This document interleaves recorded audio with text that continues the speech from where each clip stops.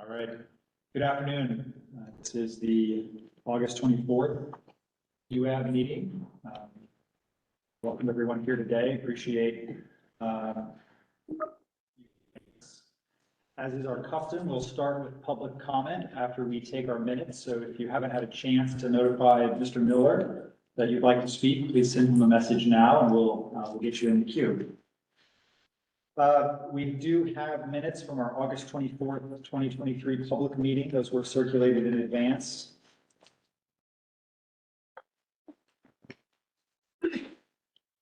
So it'd be August 3rd meeting, wouldn't it?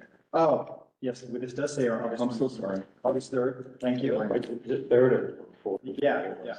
We don't have meetings from today's minutes. As we speak. August 3rd, public meeting. Those were circulated in advance. Are there any comments, questions, or changes that need to be made to those minutes? Okay. With that, I would entertain a motion to approve. Make a motion to approve. 3rd, 2023 meeting. Second? Second. Motion and a second. Miller, you call the roll. Mr. Scheck? Aye. Mr. Joyce? Yes. Ms. Brown? Yes. Ms. Kabaki? Yes. It's our adoption. All right, we do have public comment. We have two individuals signed up to provide public comment today. As a reminder, we ask that you limit your public comment to 3 minutes, and Mr. Miller will provide a timer on the screen to let you know how much time you have left. Up first, we have Dr. Michaela Spangenberg joining us virtually. Dr. Spangenberg.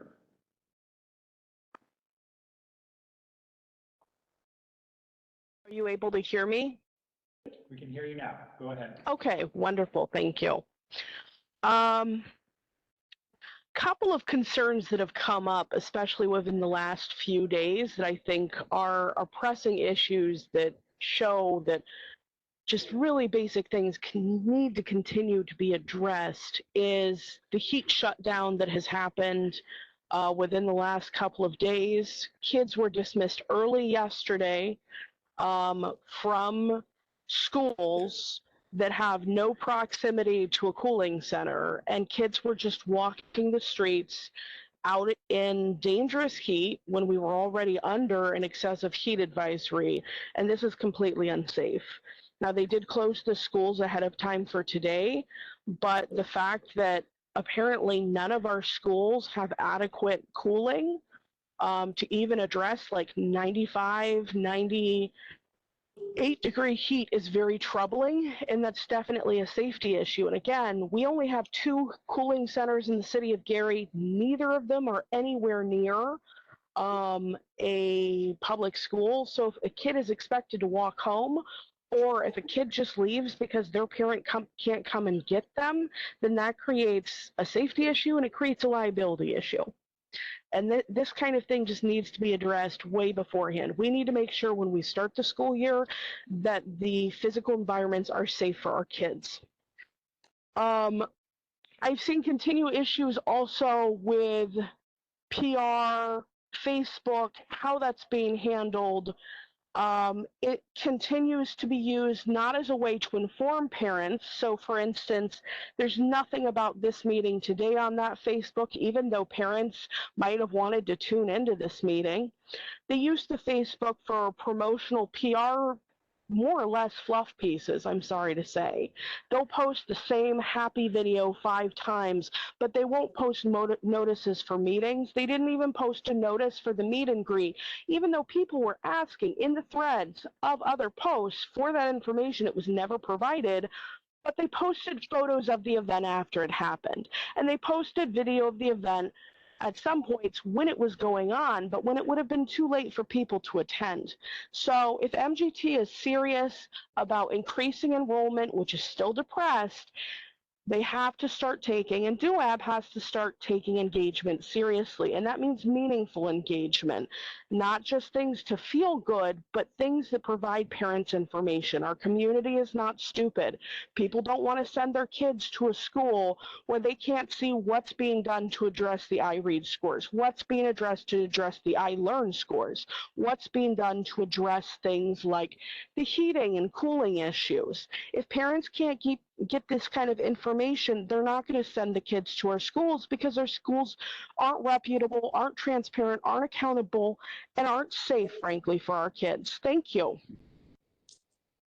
Thank you, Dr. Spangenberger. Up next, we have Ms. Tracy Coleman joining us virtually.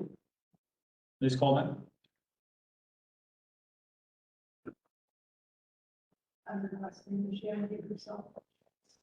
You may need to unmute yourself.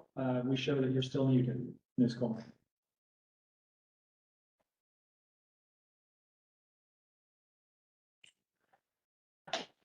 Ms. Coleman, can you hear us? Okay, we'll come back. We do have Mrs. Lavetta Tyndall has joined us here and has signed up. And so, Mrs. Tyndall, when you're ready, if you come to the podium.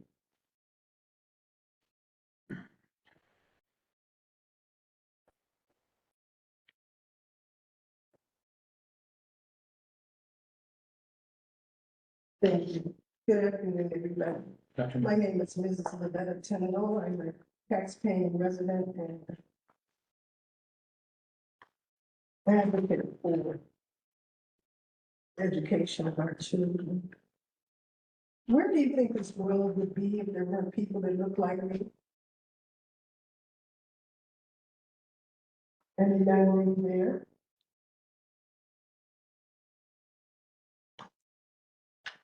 Where do you think this world would be if there were people like Gary Indiana, U.S. Hayes, Mr. Robert Buds, the late H.D.O. Tatum, Dr. Vernon Smith, Mary-elect Senator Ed D.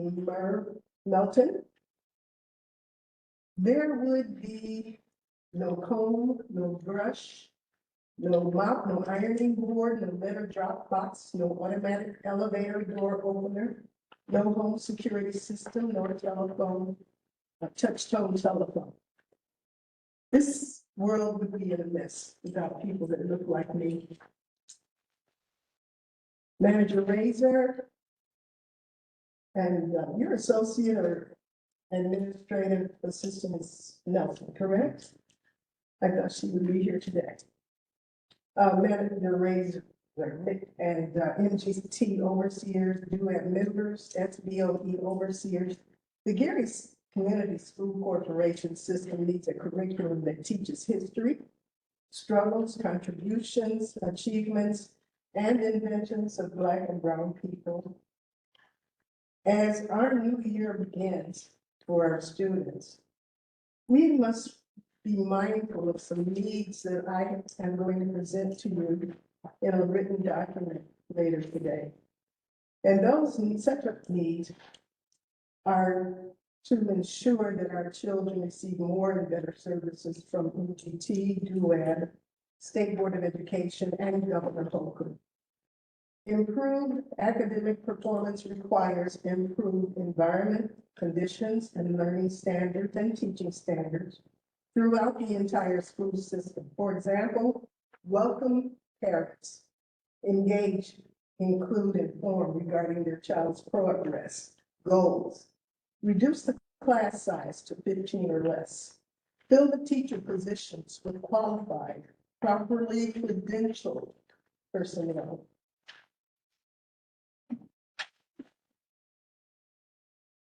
establish 2 teachers per class. Establish monthly teacher evaluation. Critique, correct, redirect, admonish, reward, retrain, and if necessary, replace. Ensure a safe and healthy environment. Ensure adequate ventilation systems. Ensure and establish that DYI training as employment requirement is established for positions with the corporation. Remove the security guard's use of policing tactics from their manner of handling our students. It's established as a goal the returning of the Gary Community School Corporation to being the nation's model school system, established as a goal the positive, wholesome refurbishing, repurposing of the great, historically profound, architecturally renowned Gary Theodore Roosevelt High School and its related 18 acres of property. Those are some of the needs that I see that we need to address. Thank you so much. Thank you, Mrs. Tindall. Mhm. Right, we will circle back to Ms. Coleman. Ms. Coleman, are you able to speak? Yes, can you hear me fine? We can, yes, please go ahead. Thank you. I'm Attorney Tracy Coleman, and I'm here to ask that DUAB work with Dr. Goods and the new advisory board and the soon-to-be new superintendent to secure state funding for $80 million for a new middle school to be built as part of the Gary Community School Corporation, $40 million for a new alternative school, career center, and field house to be built on the campus of Westside Leadership Academy, and $30 million to build a new preschool and invest in upgrades at Bethune Preschool as part of the Gary Community School Corporation Capital Improvement Plan. When others in the community attended a DUAB meeting, Paul Joyce made it clear that McNulty and MGT could spend the money on whatever they wanted to. The fact is, what good is $8 million of furniture for our children when they cannot get into these school buildings to learn? And at this point, if anybody attends schools, it should be the children of the Gary Community School Corporation. As we know, with Gary Middle School, only 0.3% of our children were able to pass English and math.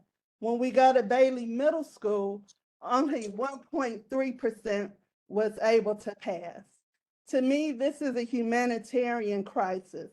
I get to look across and see Crown Point, where they just built a new $80 million middle school. And those children have 36 classrooms and 9 science labs. They have classrooms equipped with interactive display panels. They have a cafeteria that sits 475 students where they can eat on a patio. But in Gary, our children have schools where they can't go to, not because it's hot on the outside, but because it's hot on the inside. And this is unacceptable. It's a humanitarian crisis. It's something that would DUAB being cheap is costly. When we look at the money that has been paid to Edison Learning and MGT, this is more than a common school loan debt of the Gary Community School Corporation that we ask to be forgiven.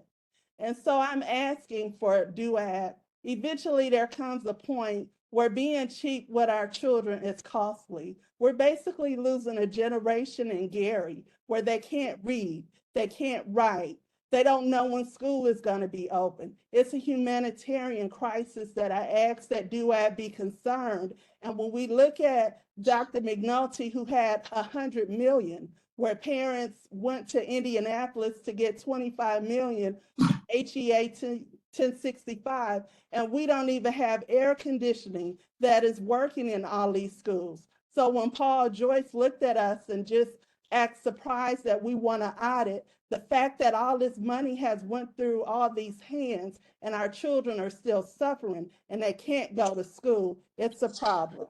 And so I would just reach out to DUAB, ask that you honestly look at, if they can't get these buildings open with all this money, let's just build some new ones. The state has the funding.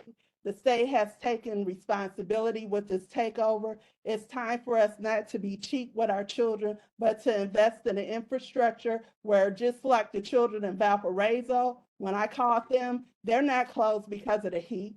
And the reality for our children, affirmative action is over. So when they go to apply for Harvard or Yale, no one's going to care that you were in Gary and you missed all these days because of these old buildings. And lastly, I would like to ask, when Andre Wright was there and Eric Parrish put so much hope and faith in him to improve the scores. One thing Andre Wright said is that they know what works, and that's high impact tutoring. The fact that our children in Gary are so far behind, it's no reason that we would not create individualized learning plans for every child in the Gary Community School Corporation to make sure that they get the academic tutoring to catch up.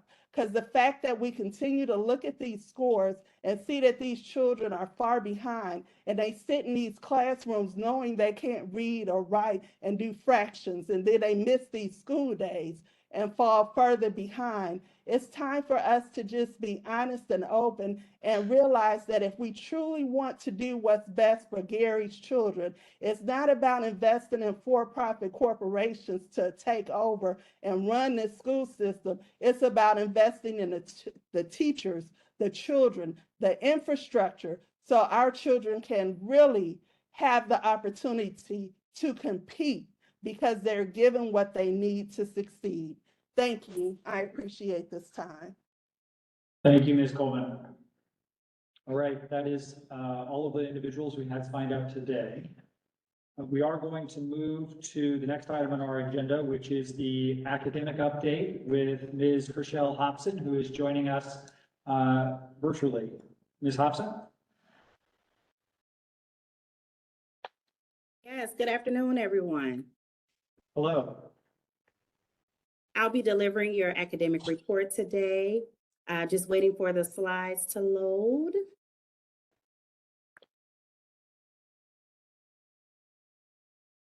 Okay, and we can go ahead and go to the first slide. The first slide that you see here is a comparison of the IREAD-3 data after the impact of COVID-19. As you can see, Gary students are making up learning losses and closing gaps much more quickly than statewide averages. The blue line that you see there represents the state, and the orange line represents Gary Community School Corporation. As you can see on the chart, following the pandemic, our scores took a hit to about 36.90%. However, from 2021 to 2022, we gained about 5.5%. And from 2022 to 23, we gained an additional 4.8%. Therefore, overall, since the pandemic, Gary students have climbed from that dip of 36.90 in 2021 to 47.20 in our last testing year of 2023, which is a gain of about 10.3%, while that state average, that blue line there, has flatlined in recovery and has flatlined in growth. So to the next slide.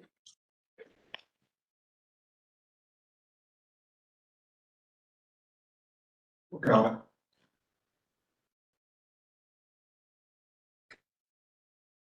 Slide, please. Yeah, sorry, Michelle. That's okay. Or while we're waiting, I can take questions. Okay. Yeah. Okay. The next slide shows IREAD-3 data broken down by school. So all of our schools are listed down there at the bottom. Banneker is first, followed by Beveridge, McCullough, Glen Park Academy, and Daniel Hale Williams. You'll see that 4 out of the 5 of our elementary schools showed growth last year in our IREAD-3 scores, with significant and notable gains at Beveridge as well as McCullough. I'd like to highlight McCullough, the school right there in the middle, for a moment, because they had the highest growth out of all of the elementary schools. In 2021, you can see that they had a pass rate of 30.3%, and they had a slight increase to 32% in 2022. But in 2023, McCullough showed an outstanding increase from 32% to 55.3% passing. That's over 23% growth in one school year. So shout out and kudos to McCullough. They really have some great things going on over there. I would say 3 things that attributed to their growth. The first one would be a pilot of a program called Mind Play. This program was used throughout the year with 3rd grade students, and it helped to differentiate reading instruction for them and fill in any gaps that they had, which was a supplement to their classroom instruction. That program focuses on those areas of science of reading, vocabulary, phonics, comprehension, phonemic awareness, and fluency. Those students start with a universal screener, and that screener will assess the student's reading abilities, and it will automatically, with this artificial intelligence, give each child a differentiated learning path, so it fills in their gaps. Another thing that's going on at McCullough, where you see that growth, is the instructional coaching that's going on. So instructional coaches received rigorous training from Ed Direction, and we are also partnered with the Indiana Department of Education's literacy cadre. In that literacy cadre, our instructional coaches receive specialized instruction and reading instruction for students in grades K through 3. So that program is really setting the groundwork for our journey with the science of reading. And if I had to say one more thing that's going on at McCullough, where you see that growth, is strategic staffing. They have the right teachers at the right grade levels, and they are delivering rigorous instruction that's focused on the state standards, and they're using research-based practices. So of course, we plan to duplicate those same practices that are going on there at McCullough and the other schools, and we are certain that we're going to see continuous improvement in all of them. Let's go ahead and go to the next slide. Thank you. This slide may be familiar to you. We've shared this one before. What I really want to hone in on today is that box, the first one, with kindergarten through 3rd grade. The last time you saw this slide, our goal was 50% of students will pass iRead 3 in spring of 2024. But after we got back our scores from the state and our district average was 47%, we decided to go ahead and up the ante because we were almost there. So we're going to have a goal of 55% of our students to pass iRead 3 in spring of 2024. Also, just going over it again, from 3rd through 8th grade, our goal is to have a 5% point increase in iLearn proficiency district-wide. High school, we're really honing in on getting to 83% graduation rate. We're almost there. And also a 5% increase on our SAT scale scores. We've got some great training coming to us from Khan Academy for our SAT and PSAT. And on October 17th, we're going to have a district-wide PSAT session for all of our students so that teachers can utilize that data to go ahead and go towards their instruction. So we'll be ready when SAT comes around. Climate and culture, we want to have a 10% reduction in our suspensions. And of course, we've got to increase our attendance average, as attendance is a part of our state report card and our federal report card. So our goal there is 90% average attendance for our district. And at the bottom are our areas of priority. Of course, research states that science of reading is the best way to teach reading, and we are embarking upon that journey. So we want to ensure that 100% of Garrett Community School Corporation students in grades pre-K through 5 receive daily instruction aligned to the science of reading. We're going to continue the charge of differentiated instruction so that we can ensure that our students have targeted small group instruction based on data from our common formative assessments. Our teachers and our literacy task force did a lot of groundwork creating those assessments this summer. And also professional learning communities, we're going to continue that journey as well because it's best practice. And we're going to continue to have a specialized time where our teachers and administrators can collaborate and disaggregate and analyze student data. That data tells you where to go with instruction so that we can continue to push students forward. And then strong instructional foundation is a new priority for us this year as well, just like the science of reading. But we just want to ensure that all of our students at Garrett Community School Corporation has access to high quality and rigorous curriculum that mirrors the state assessments. And that all curriculum, academic language, and expectations for teaching and learning are readily available and understood by all. I'll take the next slide.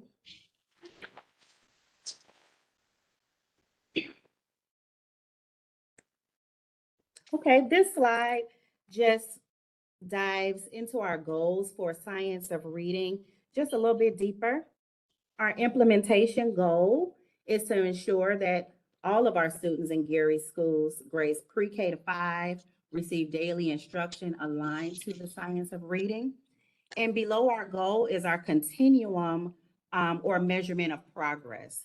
Right now, here at Gary Community School Corporation, we're in the early stages. We're in stage 1, but of course, the goal is to get to stage 4, where we are sustaining the science of reading strategy by implementing those targeted small group instructions, one-on-one interventions, focused on those foundational literacy skills. Again, that's vocabulary, that's phonics, comprehension, phonemic awareness, and fluency. Those are the components that make up good literacy instruction. All of those things that build a good reader. And below are just our key actions. You can go ahead and put a check mark by the first one because we've done that already. We've already convened a literacy task force that focuses on our science of reading, and with the administrators and the coaches and the teachers. They did a lot of work over the summer, creating common formative assessments. And starting on September 29th, we have a big training coming up here for the science of reading that will be district-wide. And actually, after I get off of this call here, I'll be hopping on with a consultant from the state to discuss some ongoing science of reading training for us. At the school level, we're going to ensure that the systems are in place to foster the science of reading. That schedules, coaching assignments, making sure that everything is aligned to that literacy framework so that we can do it with fidelity. And at the school level, administrators are going to conduct walkthroughs and provide feedback aligned to the literacy framework. And in the classroom, at the classroom level, we're going to implement all components of the literacy framework in our daily instruction. We're going to engage in professional learning and coaching that will get us that continuous improvement that we want to see. We can go ahead and go to the next slide.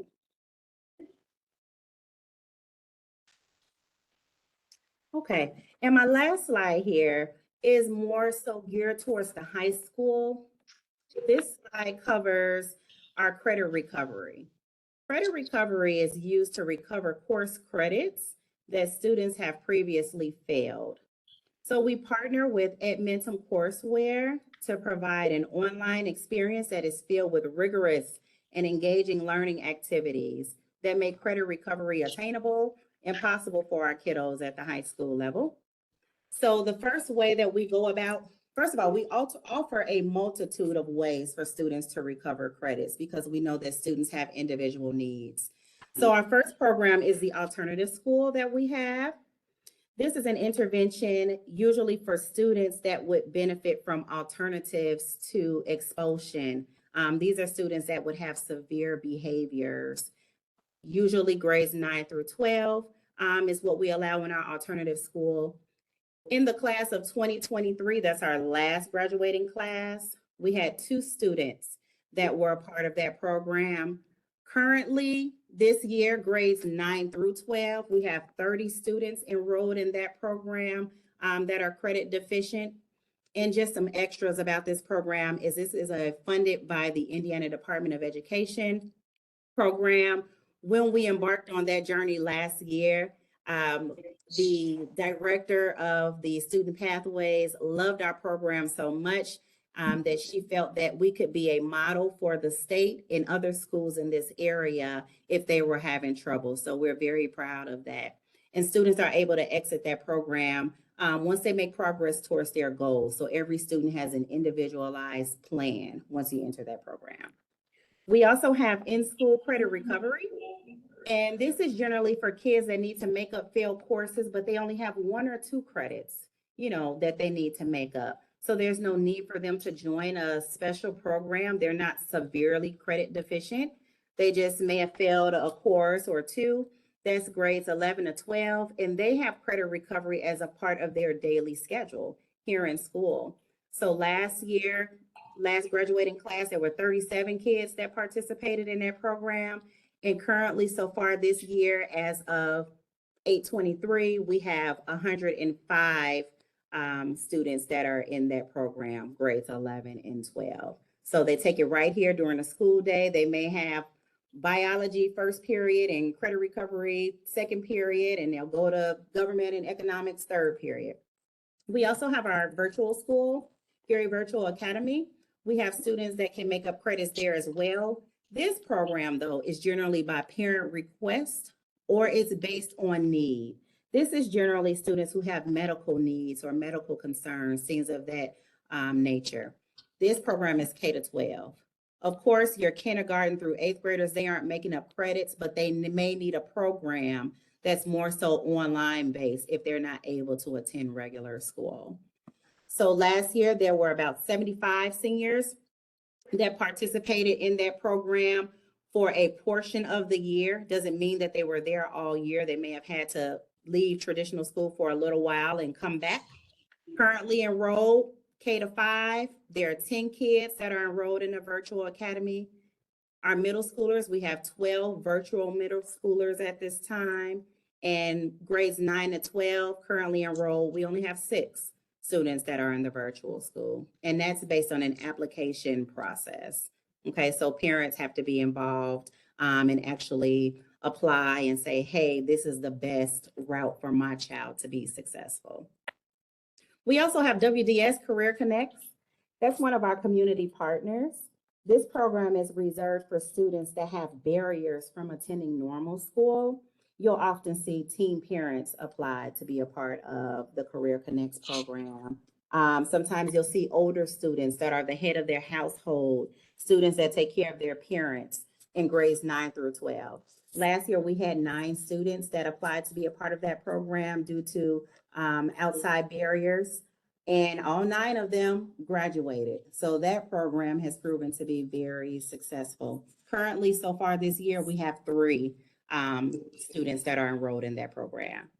In our last program, because of the progress that we've made, we don't even utilize anymore. It was the after school credit recovery program that allowed for an extended day. However, our district adopted an extended day as a whole in the 2021-2022 school year. So there's no need for that program anymore because now they're able to take credit recovery during the day. So at this time, this concludes my report for academics, but I'd be happy to take any questions at this time. Thank you, Ms. Hopton. We appreciate that. Thank you. Are there questions regarding the academic update or academics in general? Ms. Brown? I don't really have a question. I just want to make a comment. I was so pleased to hear science of reading so many times in the presentation. It's a huge initiative of the department and it's been proven to work. So great job. Looking forward to see what impact that makes. Thank you so much. We appreciate that. Ms. Hobson, I'm looking at slide 3 where you show the individual schools passing grades on I-Read 3. And I wonder if you could speak a little bit to the differences between Beveridge and McCullough. They didn't start in the same place, but they both started, they were lower performing last year and the last couple of years. McCullough clearly made bigger gains than Beveridge. Is there something that you think Beveridge is not doing that McCullough is doing, or what do you think explains the difference in the game there? Well, as you know, every school is different. I would say across the board, one of the things that we've been working on is rigor, most definitely. We have to make sure that our taught curriculum matches the tested curriculum. And that has proven to be a challenge for us in the past. So as we're continuing to increase the rigor and incorporate depth of knowledge in our teaching strategies, I think you'll see a difference in the game there. Banneker as well.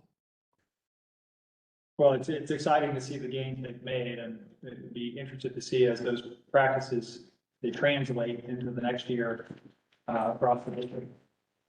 Thank you. Any other questions, comments on the academic presentation? All right, well, thank you, Ms. Hobson. Appreciate you joining us. We'll get you back to the real work. Thank you. Have a great day, everyone. Thank you. We'll turn next to our operations update. Mr. Razor.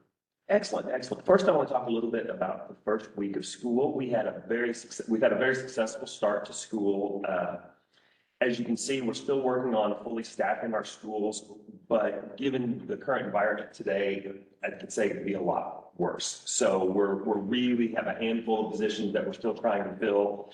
And then also we're looking at student attendance to see if we have appropriate staffing and any adjustments that we would have to make. Historically in Gary, there's a couple, 3 weeks of the first couple, 3 weeks of school until we really solidify what enrollment looks like for the fall with people coming back to school. A lot of times it's until Labor Day, until we have all of our students in. We're making very concerted efforts right now to reach out to families that maybe have enrolled in the past that we're not seeing this year, or also just outreach in the neighborhoods to do that. One of the concerns that we've had for the past couple of years has been transportation. We made the decision to shift vendors to First Student. Had a successful start with First Student. There were some of the normal beginning of the year hiccups, learning the bus routes as students get added, maybe having to split some routes because the routes were a little long. But the only real big limitation we had first day of school, it rained, and that's never really a great thing, having open school for over a decade in that role. The first day of school, you pray for it not to rain, and it rained on us, so that's going to slow things down. But again, we're just continuously looking at the routes, making the adjustments. And I want to compliment First Students' customer service and their responsiveness, which has been very, very much appreciated and almost instantaneous when we need things. An example of that is yesterday, we made the very difficult decisions, as was mentioned earlier, to send kids home early. That was done really out of abundance of caution. It's been my experience, again, having done this well over a decade, that probably about max, you can cool a building down about 20 degrees less than what the outside temperature was. We were pushing over 100 yesterday at the outside temperature of some of our schools. And it's a credit to the architecture that we have in Gary. We have terrazzo floors. And if you're not familiar, they're like marble. And what happens is the building gets hot on the outside and you're cooling on the inside, condensation starts to build up. And we wanted to make sure that we had a safe environment for all of our students. So we made the decision to send students home. We also made the decision to close school today as temperatures were forecasted to be much higher. But, I think we can all agree that Northwest Indiana, 100 degree plus temperatures is not typically anticipated. I do want to say that we did have functioning air conditioning in every one of our buildings yesterday. That wasn't the reason that we made this decision. And we also did make sure that geographically we had feeding stations open today. We had Glen Park Academy, West Side Leadership Academy, the Gary Area Career Center, and Banneker Marquette all had their cafeterias open today for both breakfast and lunch for our students, as well as a place that would be cool for students in those areas to spend some time inside if necessary. Very exciting update. Want to talk about the new school board and some upcoming dates that we have. First one that actually already happened this week. We had a meet and greet for the community that was very well attended at the Gary Area Career Center. Really just a reception for the new board members to mingle with the community. Have had really good feedback about that. And then coming up this week, or this next week on Tuesday and Wednesday, we're going to have our board retreat. The Indiana School Boards Association is going to start a retreat on Tuesday, really going through what the roles of a board in Indiana are, as well as what governance looks like versus the administration's duties. Then Vince Bertram, former superintendent, state school board member, as well as CEO of Project Lead the Way, is going to talk about the workforce of the 21st century, the skills-based economy, and really mission-focused work that a school board should be, what the mission focus of a school board should be, and how that you must have coherence between your words and your actions as a school board. Then on Wednesday, the 30th, the school board is going to hear from each of the departments in Gary Community Schools, as well as some of our schools, really sort of a 30,000 foot view of here's the current state of the district. So they can have a good starting point. Then September 12th will be our first school board meeting. These are going to be replacing the public meetings that we've had in the past. They're going to function as model school board meetings where we are advising the board as well as getting the board's counsel on decisions that we are making or are ready to make, because any decision we make this year is something that the school board and the future superintendent would have to live with into the future. Near the end of the month, all of the board members right now will be attending the ISBA annual conference where they'll receive additional training. And then moving forward, the second Tuesday of the month will be, as I said, replacing the public forums with model board meetings. There will be public comment available, just as there would be during a board meeting. And then the fourth Tuesday of each month, we're going to have a board learning session that's really a deep dive into a specific department or anything that board members might have a question about, or a timely issue that we can go into greater detail. I really think this is the best practice, hopefully, for any school district. So board members have a greater opportunity to really understand what it takes to operate and maintain a school district for sustainability.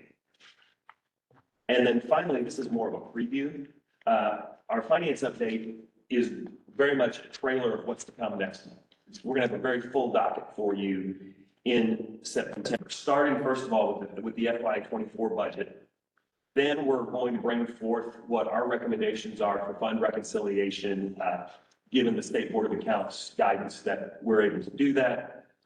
We're going to also model some scenarios for long-term health, sort of based upon the 5-year forecast and also what enrollment potentially looks like at that time. And then also a 1065 and ESSER plan update. We're currently going through, and to put it in layman's terms, reconciling the checkbook of both 1065 and ESSER funds based upon, here's what we budgeted for these specific initiatives, and here's what it's actually cost us. And is there money left over, or do we need to reallocate funds because of that? Happy to entertain any questions that you may have. What's your communication like with the board members and President Suggs? President Suggs and I are in regular communication. The other board members and I are as well. I've given, basically they all have my cell phone number, and none of them are shy about contacting me about things, and I'm very much treating them as if they are the governing school board. So anything that, if I were superintendent of Gary Community Schools and they were the elected school board, the very same things that I would let a school board know about, I'm letting our advisory board at this time know about. Great, thank you. Other questions for Mr. Jack? I'm looking forward to attending the ISBA conference. I'll be up there giving an introduction, so hopefully I can meet the board members when they're there. Oh, absolutely. And then I wanted to ask you on slide 7, you list the current teacher vacancies. Are there challenges identifying and hiring qualified licensed teachers in these areas? Why are these vacant? Biology, math, science, absolutely. Those are difficult anywhere in the state right now to hire. Elementary, not as difficult. It's always our preference, as it is any school district's preference, to hire fully licensed, certified teachers. And we kind of hold out until the last second to make sure then we start going for emergency licensure folks. It is not ideal, but there's a possibility as we look at staffing and as we look at classroom enrollments, as we estimate them, that some of these vacancies could go away just through natural movement of kids. But initially, based upon our numbers, that was what we were needing. But we're not going to stop looking and continually stop looking for folks. A few things that aren't on here that I am very proud of, there were a couple of very hard to fill positions anywhere that we were able to actually poach a couple of teachers this year, and I won't go into specifics about that, but it made me very proud of the ability of Gary to attract, sometimes there's a perception that I think we're starting to do a very good job of breaking, so we can attract teachers into Gary, because we all want the best teachers in all of our classrooms. Thank you. On the buses, that has been a pain point the last couple of years. It's before your time, but I know you're aware of it. Have you had to cancel any routes this year? That was something that happened in the past because we didn't have drivers. We've not had to cancel any routes. We have had, I mean, I'm a very transparent person. We've had a couple of buses that missed bus stops and that type of thing, but it was not because there wasn't a route. It was simply person learning the route or missing at the time that they were supposed to be at the bus stop, but we were meeting those within a day. Great. And we also had before a group of volunteers, I believe the group of community leaders and pastors were engaged to drive really rental vehicles for the district to help supplement. You had to continue to use that, or is that on standby? It would be on standby because we've not been in a position where we felt necessary to do that. And as I've said, when we've needed extra buses which has not been the history, when we've needed an extra bus or something, First Student has got it there. Great. It's great. Well, I'm glad to hear that relationship is working well and the service is at the level we expect. Yes. Thank you. Other questions for Mr. Razor? Okay, thank you. Appreciate the update. Well, that concludes our Gary Community Schools business for DUAB today. We do have another item of business related to the other side of DUAB's work, and this comes to us in collaboration with Department of Education. We have an update on the excessive education fund transfer list for calendar year 2022. Mr. Miller, do you want to present that? You bet. So, just as a reminder, there were 9 schools on this year's list. We discussed the other 8 back in June, and you have a bit more time with the one today. So, you should have the packet on Lake Ridge in front of you. And just as a reminder, this is a statutory requirement through Title 20, Article 40, Chapter 2, and it looks at any transfers out of the education fund over a 12-month period. So in this case, it's calendar year 2022. And so Lake Ridge is on the list. This is actually the 3rd year Lake Ridge has been on the list. So in calendar year 2021, they were actually 26.43. The target's 15% or lower. They were able to reduce in calendar year 22. Sorry, for 2021 it was 26.4. In 2022 it was 22.64. So they were able to reduce the percentage, but they are still above the 15. In fact, they are the highest in the state above that.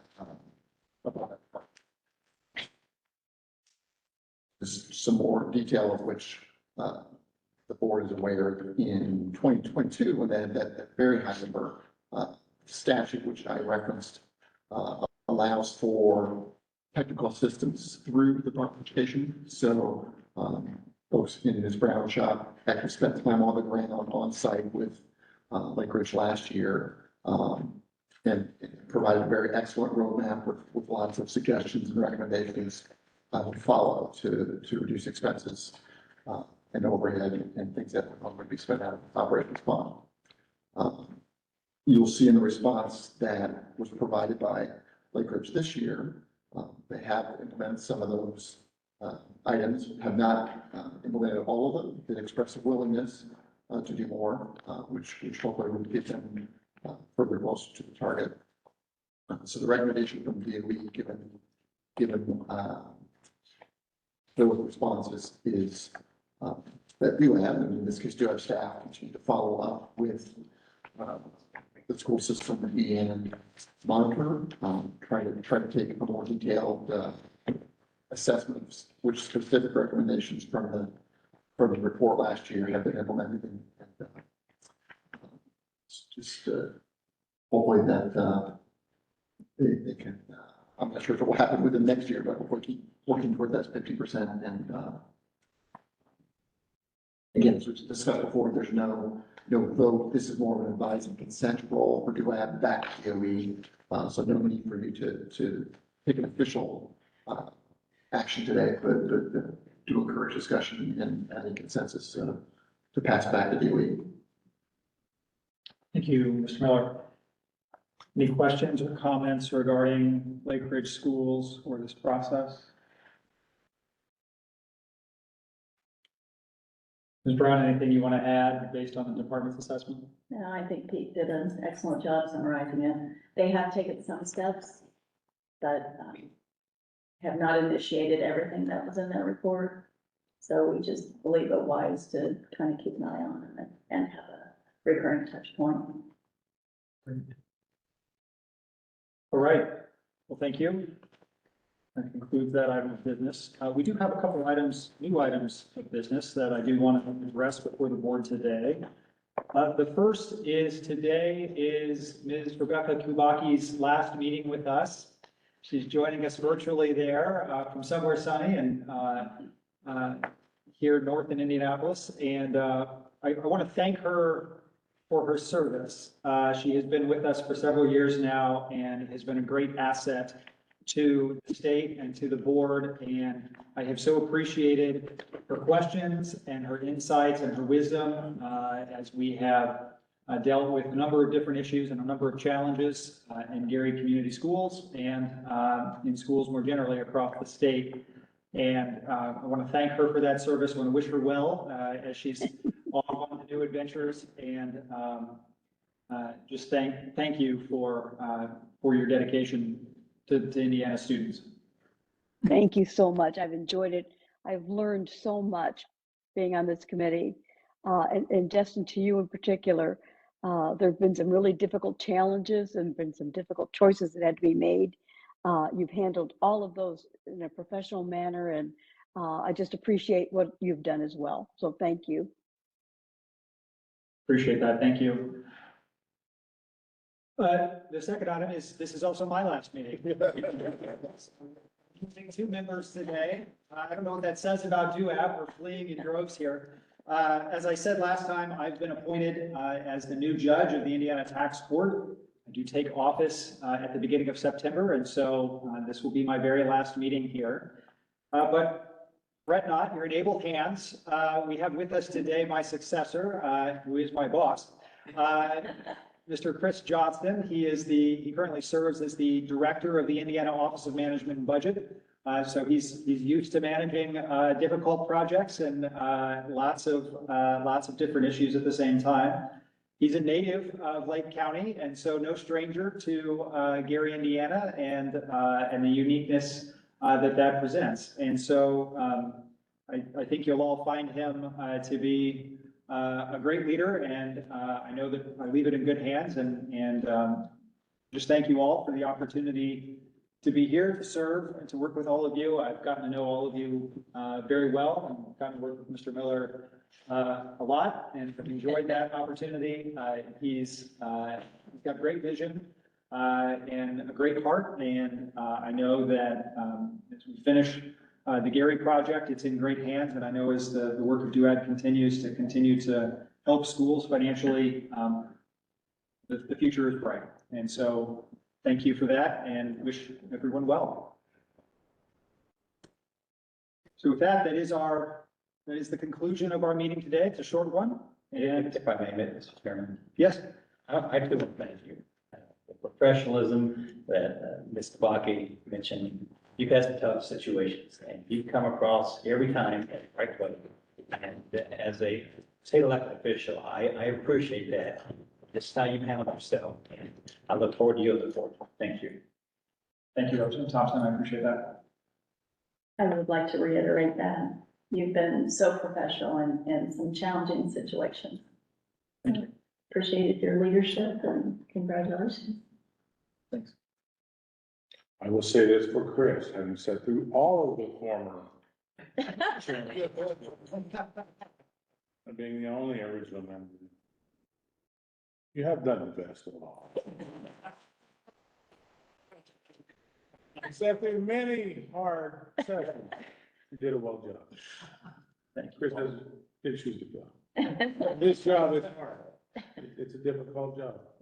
Thank you. Good job. I appreciate your counsel and your partnership. I'm still in denial, but we did. Well, you might yet see me. Yes. Given your other. No doubt you can be nice to him, yes. Well, yes, as Paul referred to, Chris Johnson is a former chairman of the Distressed Unit Appeal Board and a prior life of the Distressed Unit Appeal Board. So no stranger to these proceedings in a larger sense. Okay, well, with that, we are adjourned. Thank you all.